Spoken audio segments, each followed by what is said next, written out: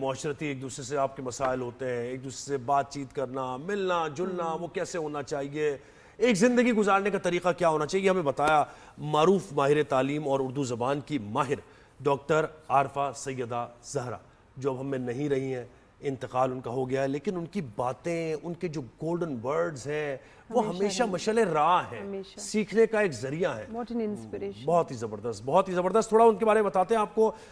مرحومہ نے پنجاب کی نگراں صوبائی وزیر کے طور پر بھی فرائض سر انجام دیے، اور عارفہ سیدہ زہرا قومی کمیشن برائے خواتین کی چیئرپرسن بھی رہیں، اور جناب انہوں نے east west centre university of ہوائی سے تاریخ میں، ہسٹری میں ڈاکٹریٹ کی ڈگری حاصل کی۔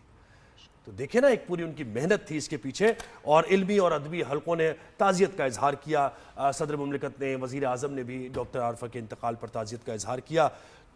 تو جناب اس پہ مجھے شعر وہ یاد آ رہا ہے کچھ کہ شکوائے ظلمت شب سے تو کہیں بہتر تھا، شکوائے ظلمت شب سے تو کہیں بہتر تھا، اپنے حصے کی کوئی شمع جلاتے جاتے۔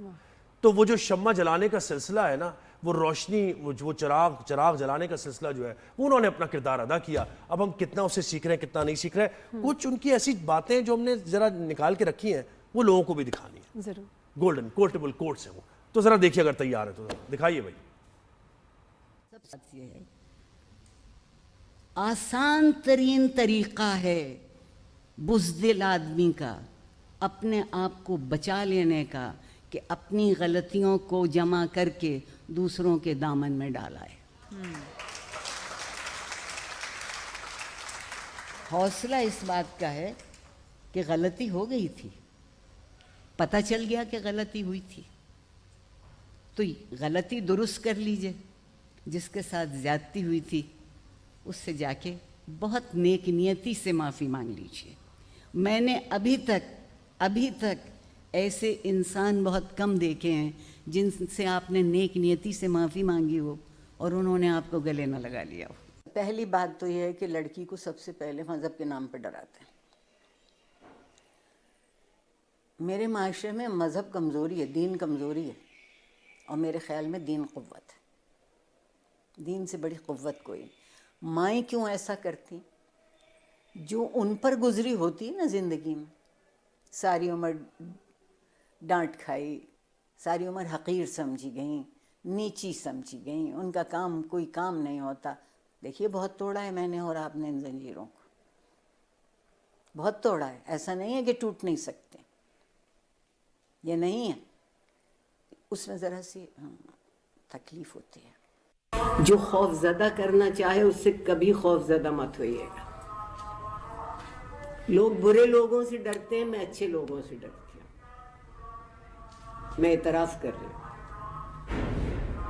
علم والوں سے ڈر لگتا ہے، صبر والوں سے ڈر لگتا ہے، ظرف والوں سے ڈر لگتا ہے، سخاوت سے ڈر لگتا ہے، محبت کی میزبانی سے ڈر لگتا ہے، بلا وجہ جو آپ سے محبت کریں بہت ڈر لگتا ہے۔